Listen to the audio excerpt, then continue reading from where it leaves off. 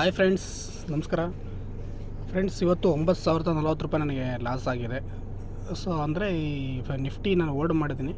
So ಅದು ಅದರಲ್ಲಿ 1,000 loss ತೋರಿಸ್ತಾ ಇದೆ. ಅಂದರೆ ಲಾಸ್ಟ್ 328 ನಾನು ಕ್ರಿಯೇಟ್ ಮಾಡಿದೆ 3 ಗಂಟೆ 20 ನಿಮಿಷಕ್ಕೆ. ಹಾಗಾಗಿ ಅದು 1,000 ರೂಪೀಸ್ ಎಕ್ಸ್ಟ್ರಾ ತೋರಿಸ್ತಾ ನನ್ನ ಇವತ್ತಿನ ಲಾಸ್ ಬ್ಯಾಂಕ್ ನಿಫ್ಟಿಯಲ್ಲಿ 8,000 ರೂಪೀಸ್ ಲಾಸ್ ಆಗಿದೆ ಫ್ರೆಂಡ್ಸ್.